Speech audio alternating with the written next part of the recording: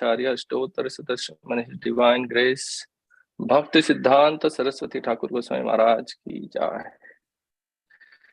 ISKCON founder Acharya Jagat Guru Srila Prabhupada ki jai.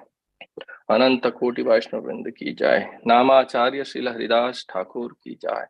प्रेम से कहो जय श्री कृष्ण चैतन्य प्रभु नित्यानंद श्री अद्वैता गदाधर श्रीवासादि गौर भक्तवृंद की जय.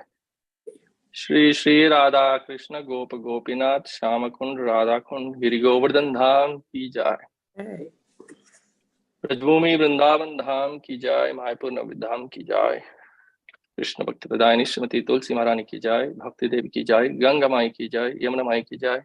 Ananta Koti Vaishnav Vrinda ki jai. All glories to the assembled devotees. Hare Krishna. All glories to the assembled devotees. Hare Krishna. All glories to the assembled devotees. Hare Krishna.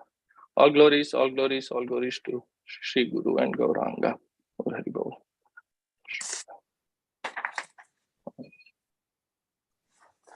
Hare Krishna. Thank you all for joining for our daily Srimad Bhagavatam study here at ISKCON of Philadelphia. Today we are reading, studying and discussing from Srimad Bhagavatam, Canto 1, Chapter 15, text number 9. Om Namo Bhagavate Vasudevaya. Om Namo Bhagavate Vasudevaya. Om Namo Bhagavate Vasudevaya. Om Namo Bhagavate Vasudevaya. Om Namo Bhagavate Vasudevaya. Om Namo Bhagavate Vasudevaya.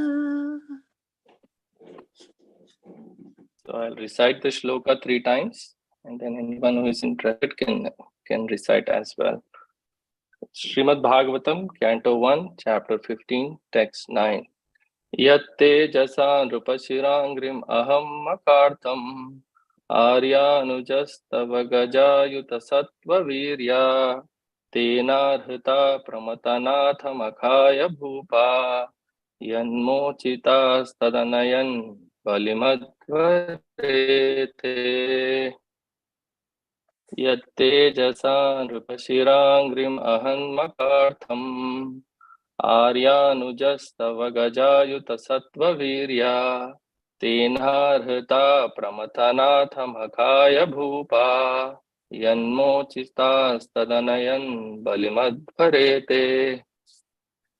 Yatte jasa nrupashirangrim ahanmakartham Aryanujastava gajayuta sattva virya tenarhita pramathanatha makhaya bhupa Yanmochita stadanayan balimadvarete. Hare Krishna, please.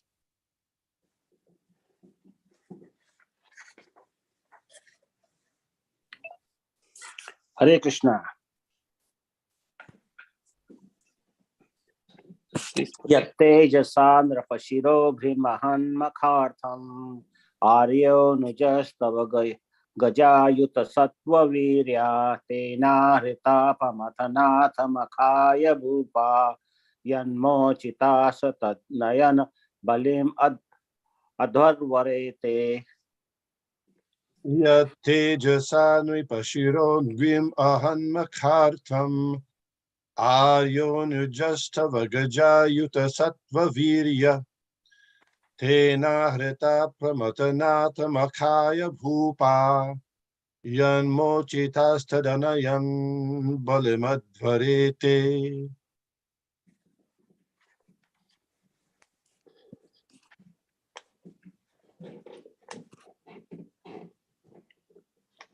Yatte jasa nrupashiro nrikamaham makartam Aryo nujastava gajayuta sattva virya Tena hrita pramadhanada makhaya bhupa Yanmochitastadanyam balim advarete. Krishna.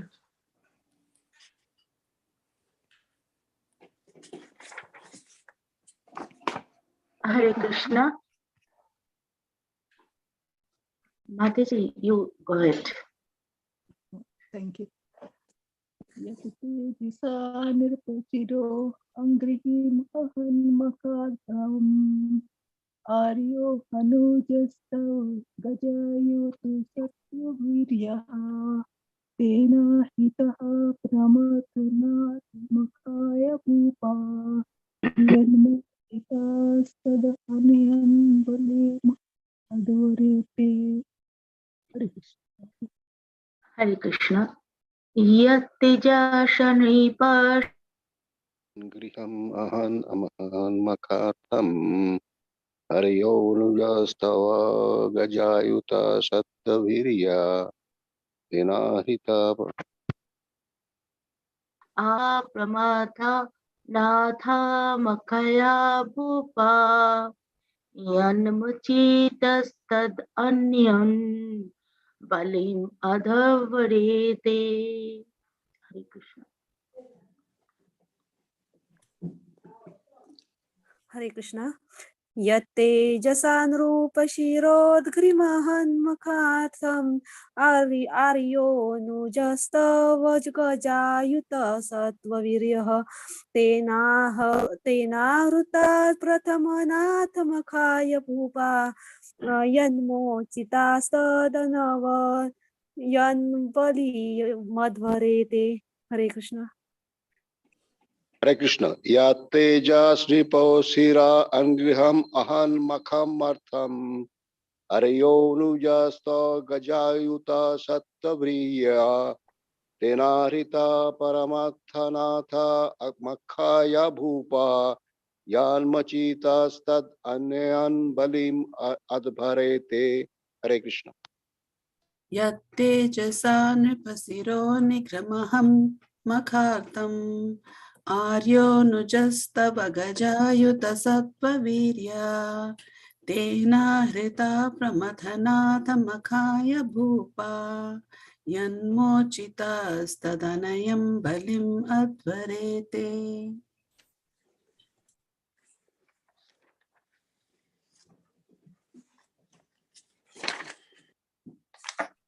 Anyone else would like to recite?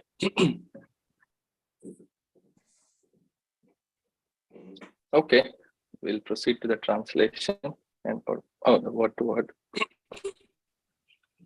Synonyms: Yat, whose, tejasa, by influence, rupa, shira, angrim, one whose feet are adored by the heads of kings, ahan, killed, makartham, for the sacrifice, aryaha, respectable, anujaha, younger brother, tava, your, gaja ayuta, 10,000 elephants, sattva virya, powerful existence, tena, by him, arhita, collected, the Lord of the ghosts, makhaya, for sacrifice, bhupa, kings, yat, mochita, by whom they were released, tat anayan, all of them brought, balim, taxes, adhvare, presented, the, your respectable younger brother who possesses the strength of 10,000 elephants killed by his grace, Jarasandha, whose feet were worshipped by many kings. These kings had been brought for sacrifice in Jarasandha's Mahabhairava Yagya, but they were thus released. Later, they paid tribute to your majesty. Purport: Jarasandha was a very powerful king of Magadha, and the history of his birth and activities is also very interesting. His father, King Brihadrata, was also a very prosperous and powerful king of Magadha, but he had no son, although he married two daughters of the king of Kashi. Being disappointed in not getting a son from either of the two queens, the king, along with his wives, left home to live in the forest for austerities.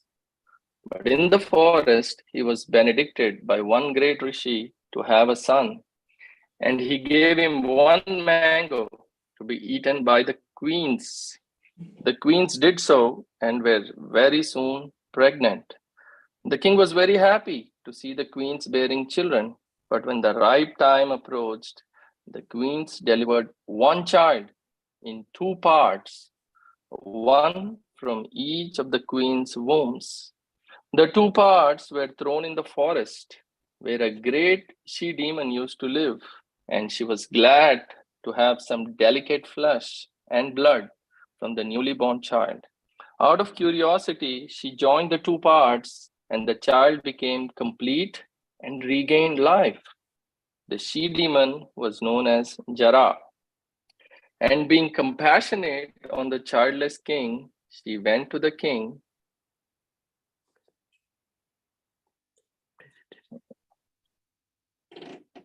Oh, I lost. Okay.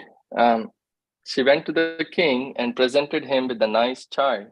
The king was very pleased with the she-demon and wanted to reward her according to her desire. The she-demon expressed her desire that the child be named after her, and thus the child was surnamed Jarasandha, or one who was joined by Jara, the she-demon. In fact, this Jarasandha was born as one of the parts and parcels of the demon Viprachitti. The saint by whose benedictions the queens bore the child was called Chandra Kaushika, who foretold of the child before his father Brihadrata.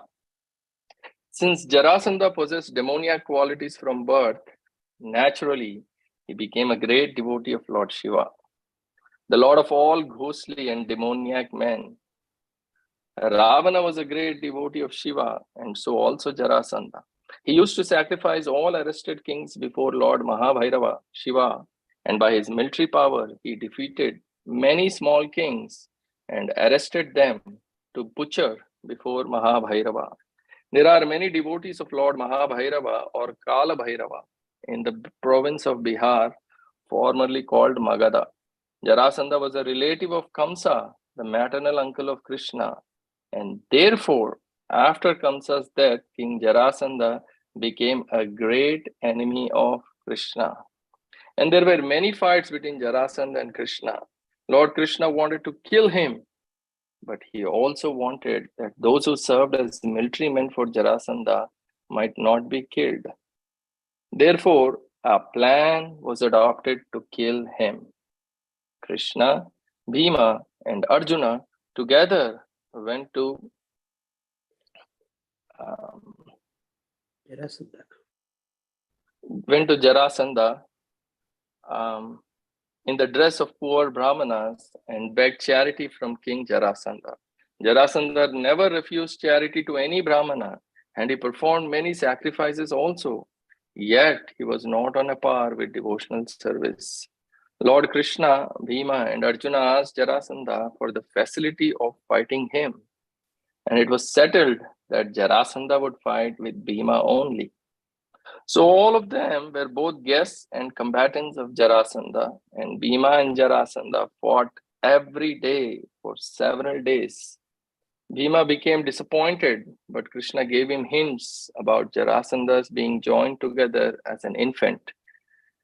And thus Bhima dissected him again and so killed him. All the kings who were detained in the concentration camp to be killed before Mahabhairava were thus released by Bhima.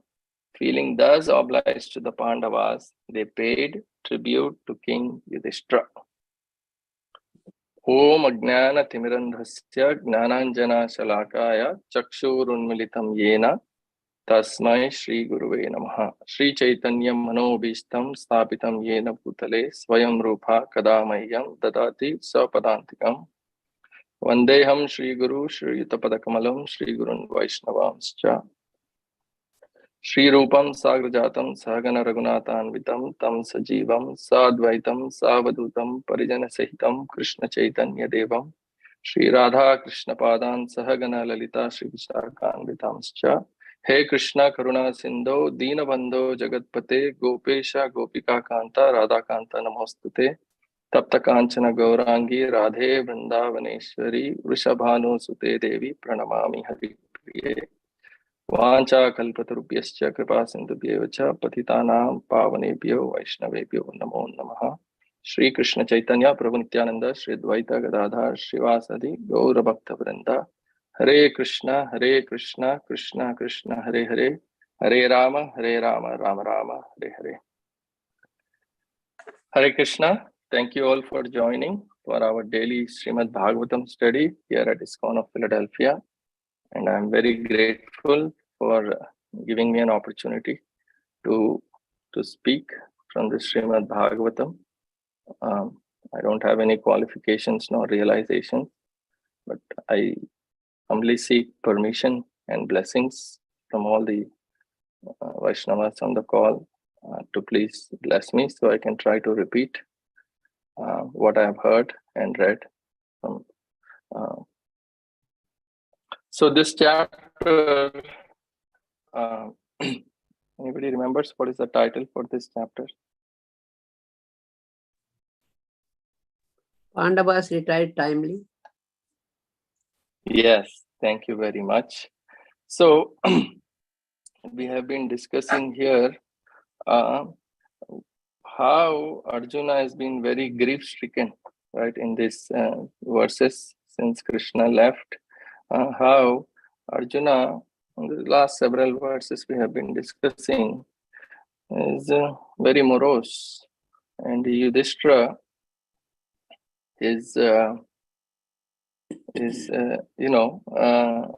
was suggesting various reasons as to why Arjuna was morose.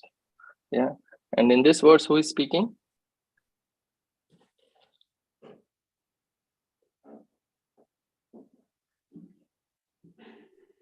Arjuna. Yes, thank you. Yeah, so and the reason why Arjuna is unhappy is because he is separated from Krishna, because Krishna is out of his sight. And all of these verses, we see the symptoms. Even though the rasa is different from the gopis, but we can see the intense separation that Arjuna is feeling, and it is bringing out so many deeper feelings of affection for Krishna. Yeah, and as we know, Arjuna is a pure devotee in fraternal relationship. Yeah, friendship of the highest order. So this is one very important point that I thought we can meditate on and learn from, is that these pure devotees are sad because they feel or felt separation from Krishna. And irrespective of the rasa, one can feel intense separation from Krishna. So, and so many deep feelings of affection one can have in this separation. And Prabhupada explains also in the previous purports.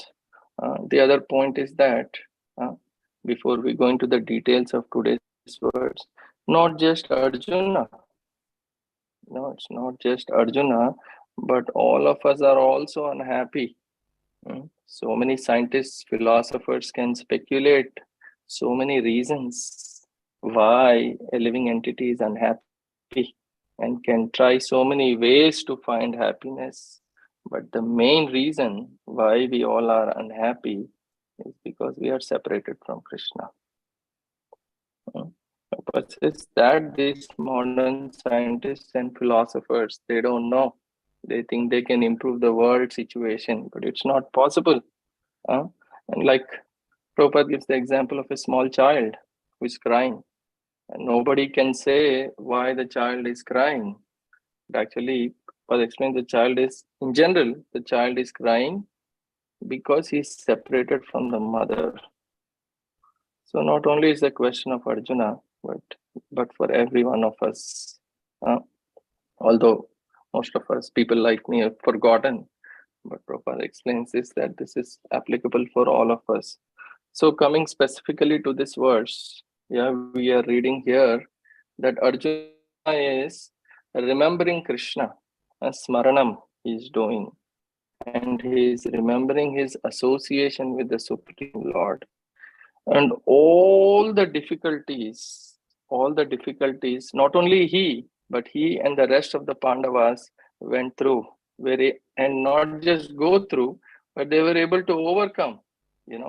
Yesterday we were reading so many pastimes we have been reading, and here today we will be discussing how Bhima and others could overcome Jarasan. How Pandavas were able to overcome all the difficulties. How and why? Just because of the presence of Krishna. Just because of the presence of Krishna. So, and these Pandavas are all pure devotees of the Lord. And whatever situations, pure devotees of the Lord are always remembering Krishna. And in difficulties also, they are always remembering Krishna. Yeah. And in this particular words, the pastime that Arjuna is recollecting is the amazing story where this great demon, who had a very interesting background, and so many lessons this pastime teaches us. In brief, I won't go. Prabhupada explains in the story, the pastime we just read. Yeah, but in brief, this king. Anybody remembers what the name of the king was? Who had two queens. Jarasandha? No. His father. Brihadrata. Brihadrata. Yes, Brihadrata. Yeah, he was childless. Mataji Brihadrata's son is Jarasan, who we'll talk about. But Brihadrata had two queens, and he was childless. Yeah, so he went to the forest to perform austerities, and he came across this sage. Anybody remembers what was the name of the sage?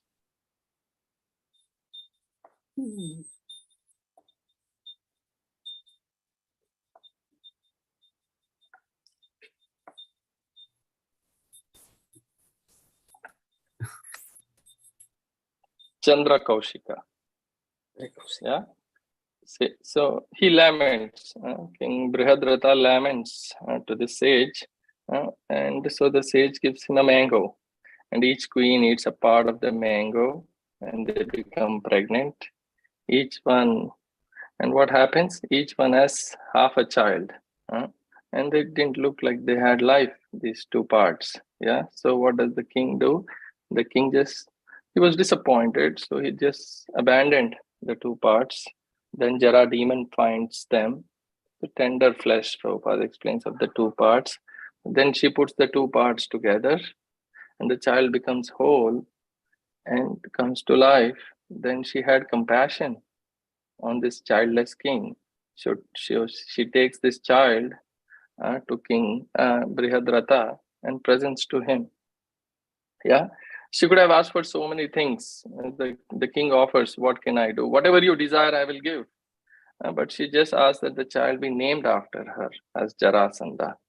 And Prabhupada explains here in the purport that Jarasandha was born as one of the parts and parcels of the demon Viprachitti. And then Prabhupada continues to explain that this Jarasandha had demoniac qualities right from birth. It's very interesting, and Prabhupada writes in the purport, he naturally gravitated towards Lord Shiva. First part of the sentence says he had demoniac qualities from birth. And then Prabhupada continues, says, so he naturally gravitated towards Lord Shiva. It kind of gives an impression that Lord Shiva is also demoniac. So how do we understand this? Any comments? Any thoughts?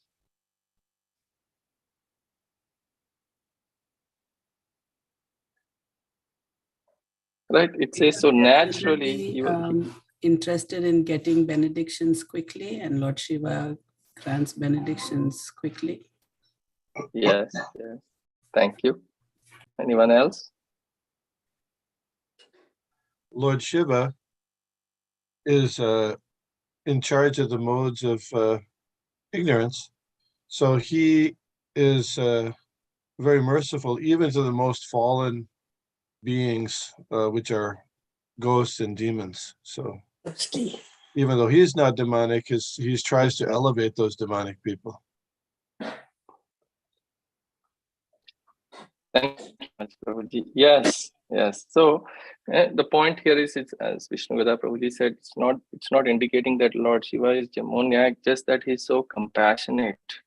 Even with such demoniac people, he's so compassionate. Even with people who have questionable motives, he's so compassionate. He's easily pleased, right? We say Santosh or Bholenath. So naturally they gravitate towards him because they have ulterior motives, and he easily is pleased and will grant. Yeah. So thank you. So there are so many teachings in this Jarasan story.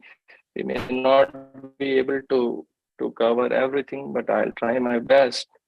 So when Krishna was there in Dwaraka, right, at that time, some of the messengers who were very distressed, they themselves were very distressed, and they came to Krishna to share a very distressing news. Yeah, and these messengers were, who were these messengers? They were the messengers of the kings who were kidnapped by Jarasandha. Yeah, so these messengers came to share this news that, several kings who had their own kings are imprisoned by Jarasandha, and this Jarasandha has overpowered and imprisoned them. Yeah, and was making their life hell. This is one point we can see here, that normally when we are in trouble, we look for somebody who is more powerful than us to bail us out or to help us. Yeah, just imagine when powerful people themselves are in trouble. So these are not ordinary kings; they are kshatriyas. They are not ordinary citizens. Yeah, so these are very powerful people. They are supposed, these Kshatriya kings are the guardians of the society, and they had a lot of confidence in their own powers. They're very heroic, but imagine how painful or frustrating it can be for such powerful kings to be overpowered and imprisoned. Yeah, it's very, very helpless situation, a great misery for them. Yeah, so it's explained here, and it's not just like sometimes, for an athlete, for example, an ordinary person fractures his hand. Yeah, it's physical pain. Yeah, definitely. But for an athlete who is ready to run 100-meter, lap, if he gets his hand fractured, it's not just physical pain. It is the mental pain that is more frustrating than the physical pain. So for these kings, it was not an easy thing. It was extremely frustrating. Yeah. So and we can relate this, in our lives also. A lot of times when troubles come, more than the physical, it is the mental one that affects us more. And mentally, we are affected more. So all these kings, they were rulers, and to be put like as if they were criminals, to be put in jail and to be stripped of all their wealth, honor, and even basic necessities was very humiliating and unbearable. But what did they do? What did they do? Did they resent?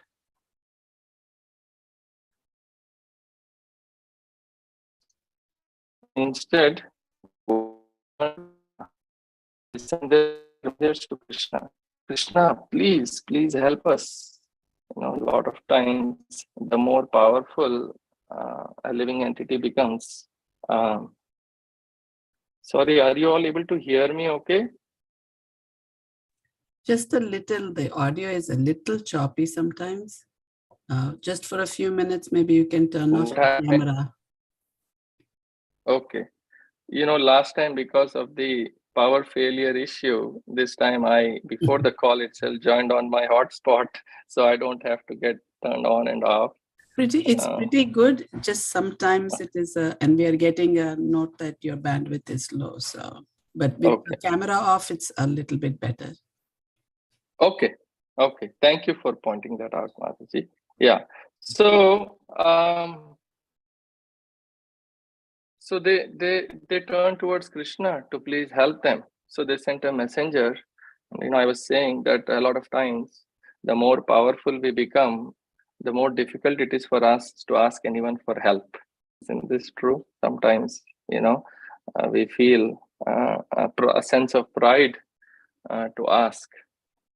So it was a credit to these kings that when they were in need, they turned and approached Krishna. And they not only approached Krishna, but they also sent their prayers to Krishna. Yeah. And so Krishna heard their prayers. And then we also know, again, I won't go into the entire story, but Jarasandha had become very powerful.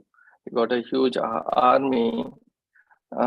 And Krishna did not want to kill the entire army, to confront with the whole army of Jarasandha, because that would cause a lot of bloodshed. So he decided to check if it could be avoided.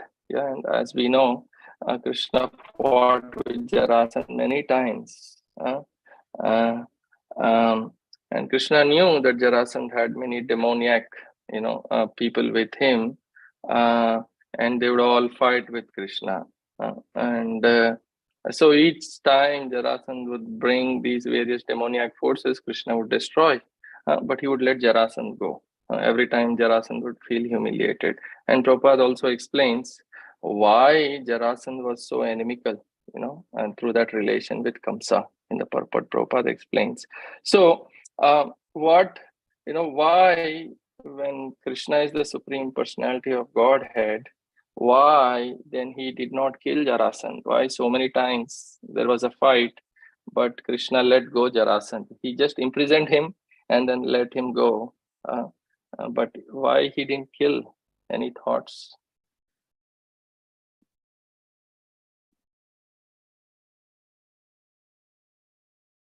Can you all hear me? Yes, Prabhu, we can hear you.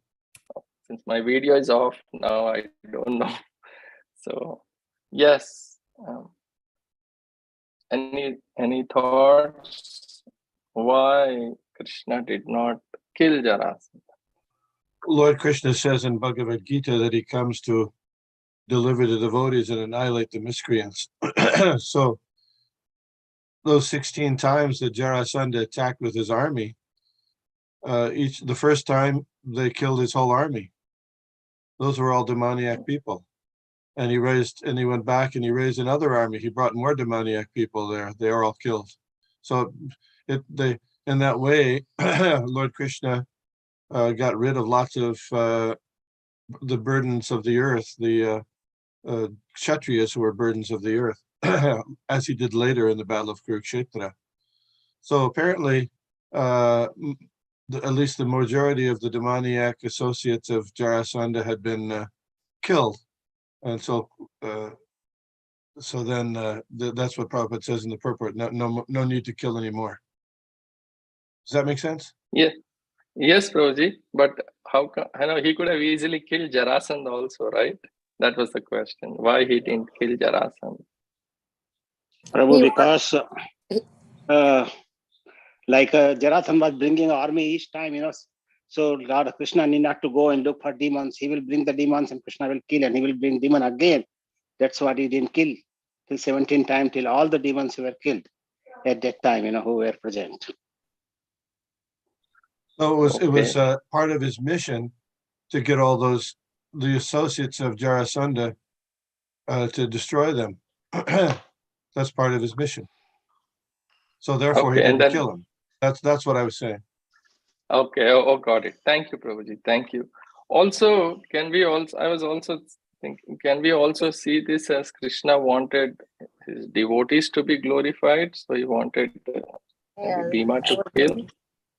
Sure. The Krishna does one thing. He does satisfies many purposes. That's his nature of being expert. One activity can serve several purposes. Thank you, Kaivalya Prabhu. Thank you, Shukada Prabhuji. Yes, so he wanted to, serve many purposes, and also we can see, by extending this whole drama, you could also see how demoniac Jarasandha was and to what extent he would fall, and also, multiple purposes. He also wanted to give credit to his devotees. Like we see, he could have become the king of this world, but he made Yudhishthira Maharaj the king. Yeah. So yes, so a plan was hatched. Typically, we see Krishna is traveling with Arjuna most of the times, but this time we see Bhima is also. Yes, Prabhuji? Well, as you know, the background of this is Yudhishthira Maharaj wanted to perform the Rajasuya sacrifice. Yes. So the homage had to be to Yudhishthira. At the end, Yudhishthira had to either, so Arjuna and Bhima were the representatives of Yudhishthira in this case, and as the Pandavas, for the Rajasuya to occur. Yes, yes, Prabhuji. Oh, is that why Krishna took them along with him to Jarasandha to fight? No, right? That's separate. Yes. I was saying. Yes. Okay. So Krishna, we see he took in this particular occasion, he took Bhima also with him. And as we see in the translation, Prabhupada writes in today's verse, that your respectable younger brother who possesses the strength of 10,000 elephants, killed by his grace, killed by Krishna's grace, Jarasandha. So he took, in this particular instance, Krishna took Bhima along with him. And as we know, among all the 5 Pandavas, Bhima was extremely powerful. Yeah. And Arjuna had great skill, for sure, but Bhima had great strength. So Krishna, Arjuna, and Bhima, they came dressed, took on the garb of the Brahmanas. But although they were dressed as Brahmanas, but they were built, like Kshatriyas. And we see, the Kshatriyas have a particular dress or a regal appearance to them, and part of that appearance is also their dress, right? And you see the Brahmanas are typically more austere the way they are dressed and very simple. So they went to the kingdom of Magadha to meet Jarasandha. And so they basically came in Brahmanical dress, but they had colorful garlands, so when they reached Jarasandha's kingdom, they went directly to his place. And Jarasandha, when he saw them, he was, puzzled and intrigued by looking at them. He just felt something is not right by looking at them. And asked them, what do you want? Who are you and what do you want? And they said they are Brahmanas. And they said they wanted to see him fight, And he looked at them, and they saw, and then Jarasandha saw Bhima, who looked very big and strong. And Jarasandha discloses that I don't believe that you are all Brahmanas. So it's explained, Krishna discloses their identities, in the Krishna book. If you read the liberation of Jarasandha, and Krishna says, this person who has a body like thunderbolt, he is the illustrious Bhima. And this person next to him is his elder brother Arjuna, who is unparalleled in the skills of archery. And I am your old enemy, Krishna. And, Jarasandha immediately started laughing hearing this, So, but when they said, that they wanted to see him fight, and Jarasandha being a warrior, he really got excited seeing a worthy opponent, in Bhima. He didn't want to fight with Arjuna, Krishna. He wanted to fight with Bhima. So they fought for many days. Many rules were to be followed. Only the fight was from sunrise to sunset. Yeah. So there were several rules to be followed. So they fought really hard day after day for many days. And there was no result. It was frustrating for both Bhima and Jarasandha. Nobody could really get an upper hand. Yeah. And, one point here, although Prabhupada explains what happened, but it's very interesting that oftentimes I think that it's my actions alone can get me the result. Yeah, a lot of times people think that it's all because of me. It's my effort that this happened. It's all because of me that the results come. And we see a lot of times also, we put a lot of effort, action is there, but there is no result. But the one who is Krishna conscious, spiritually very conscious, that person run towards Krishna. And he'll see Krishna's help and remember him. So same way for Bhima, though he was so powerful, he could fight and defeat every opponent. But in this situation, he was so overwhelmed that he just couldn't do anything. He was fighting to the best of his capacity. The translation, it says, the strength of 10,000 elephants, but still nothing was happening. He couldn't defeat. So on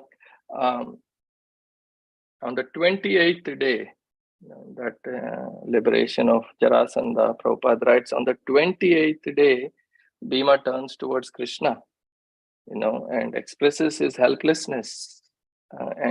So Krishna guides him, and Krishna finally decides to give the hint to Bhima. So, Prabhupada writes in the chapter that, let me try to read. Thus, Lord Krishna transferred his power into the body of Bhimasena and informed him of the device by which Jarasandha could be killed. Lord Krishna plucked a twig from a tree, took it in his hand and bifurcated it. In this way, he hinted to Bhimasena how Jarasandha could be killed. Lord Krishna, the Supreme Personality of Godhead, is omnipotent, and if he wants to kill someone, no one can save that person. Similarly, if he wants to save someone, no one can kill him. Yeah. So, very beautiful points Prabhupada writes here in that chapter, Liberation of Jarasandha. And I was just thinking, when we get certain energy, or sometimes we are very surcharged, until that point nothing happens, but suddenly there is this adrenaline rush, or we are suddenly surcharged with a lot of energy, then we are able to get over that hump. So here, based on Krishna's hint, Bhima pulled apart the two parts of Jarasandha and threw them far apart, and thus came an ingloriously glorious end to Jarasandha.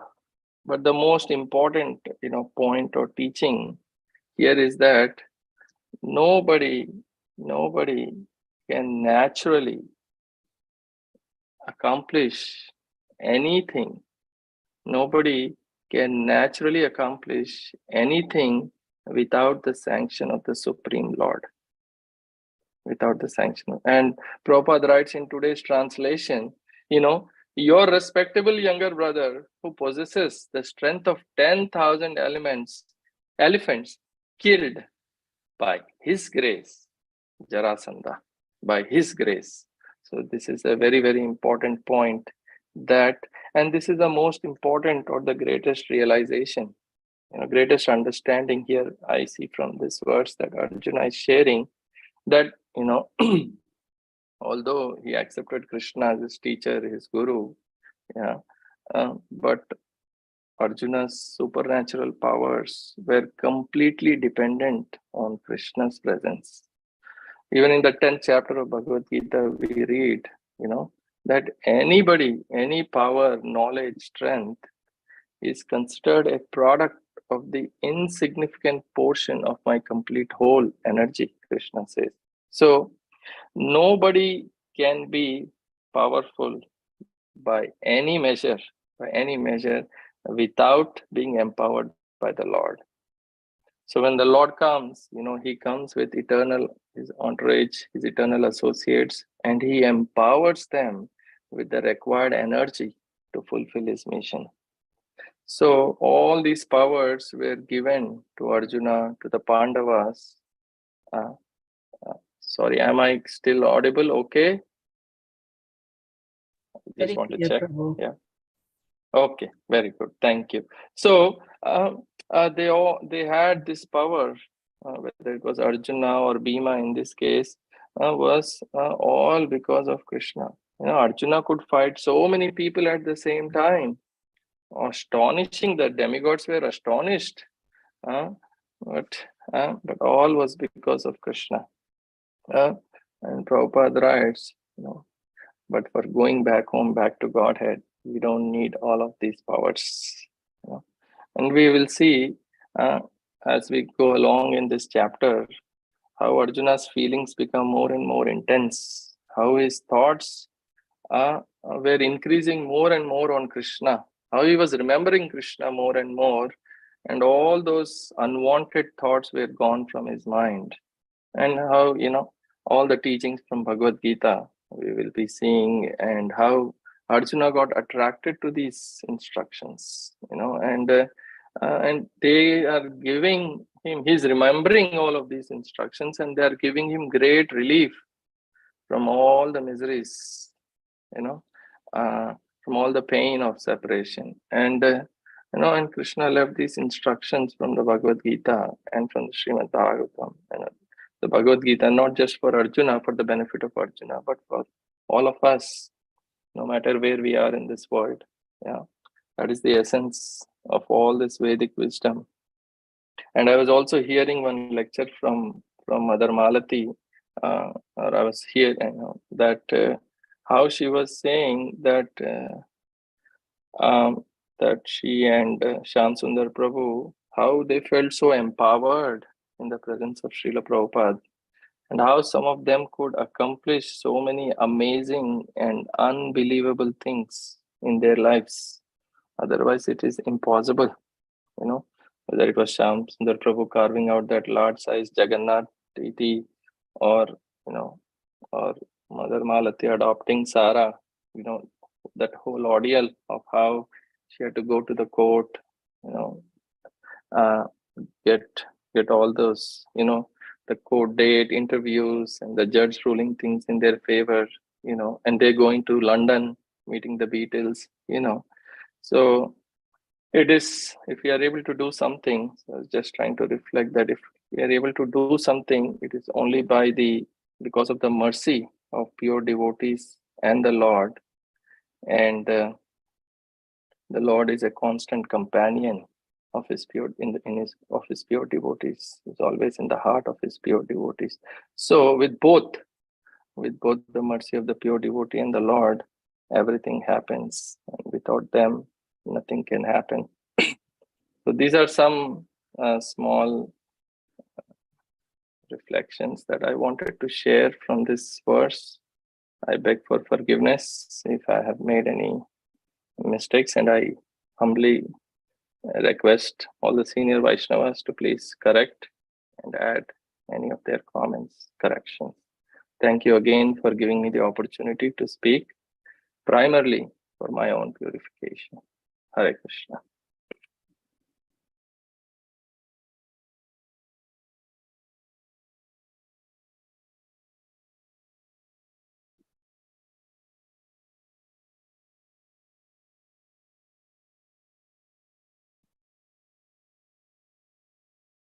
Should I keep it on? Yes, Prabhuji, please. Krishna Kada, please.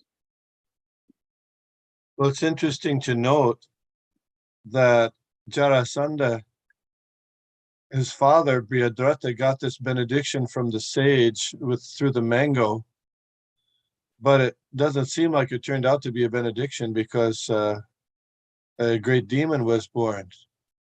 So one makes one wonder that not always the sages are giving, what kind of sage, I don't know, but what kind of benediction they get.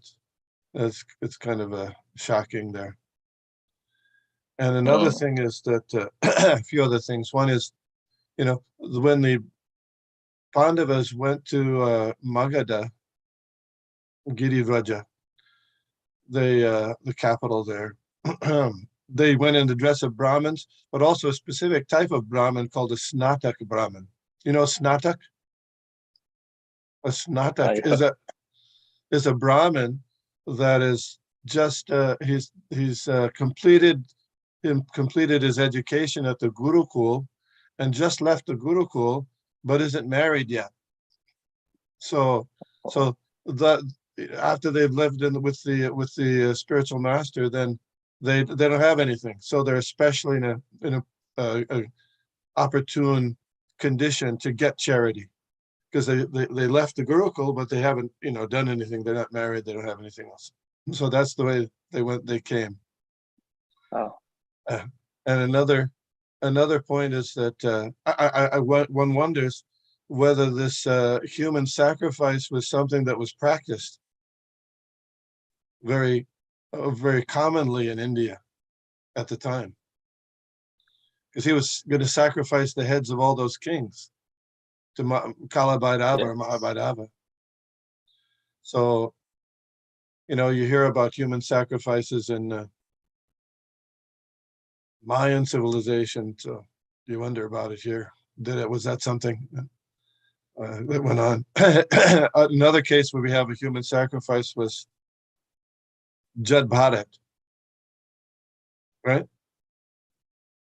Jad Bharat was captured by some dacoits, and they were going to offer him to cut his head off from Mother Goddess Kali. And Srila Prabhupada comments in the purport that Goddess Kali is not satisfied with this, but she has a lot of associates who, like Lord Shiva has his associates that might be satisfied with that blood. Another point is that this pastime was when there was the opening of the Krishna Balaram Mandir in 1975 in April, in Ram Nomi. This was the play that was performed for Srila Prabhupada at the opening of the Krishna Balaram temple, the liberation of Jarasandha. And Srila Prabhupada was sitting right next to the member of parliament, I think, of maybe the governor of UP, who was invited. And when it came to the time of Jarasandha, defeat by Bhim, Srila Prabhupada took a piece of grass or twig, and pulled it apart, showing that to the governor to go along with this. Another point is that when Lord Krishna, after the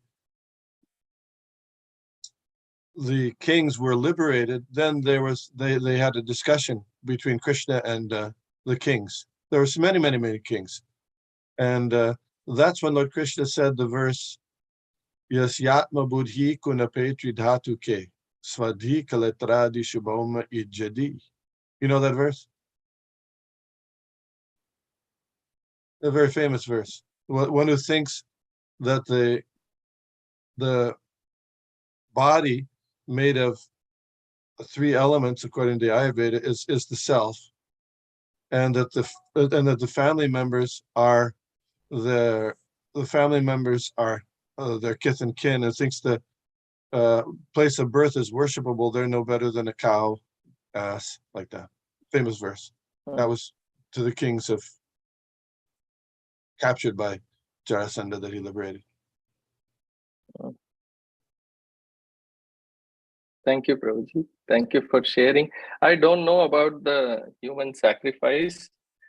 I have here and there heard a little bit about it, but not from authorized sources, like in a movie or so, about this thing about Kala Bhairava and this. So I don't know the authenticity of. So I don't know whether this human sacrifice was there. And I also heard actually from Mother Malati's lecture about there were 2 plays, the one that you just mentioned, right, in the Krishna Balaram Mandir. That is it true that when Bhima when Bhima split open into 2 parts, Jarasandha, that the nearby demons would come and bring the 2 pieces back and join? Is this true? She said in one of the plays she saw that happen. I don't know. Any comments? Okay. I don't know that. It didn't happen in our play. she did say there are two separate plays she watched. So she, okay. Thank you so much, Prabhu. And I was on the similar point about the sage that you mentioned, his benediction. Also in that chapter, I was reading that even Jarasandha was very, pious is the right word. I don't know. He was very respectful to the Brahmanas. He had a lot of, great respect for the Brahmanas, and he was very, what I think I read something like he was a very good householder or something like that. So it's interesting that, or the point I'm trying to make is, just because one is very ritualistic or following Vedic injunctions doesn't make that person a devotee, right? As Prabhupada writes in the purport. I don't think I mentioned that, but it's something that I found interesting.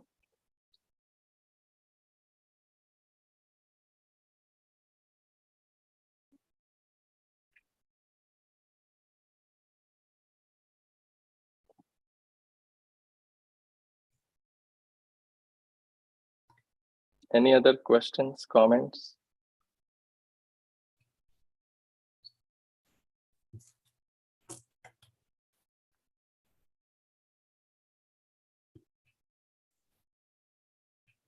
There are no more questions or comments. We can end the class here. Thank you very much, Prabhu. You brought up a lot of points, and then there were a lot of other points that were added, made the class very interesting and a lot to learn, a lot to reflect on throughout the day. The main point is we should always remember Krishna and never forget Krishna.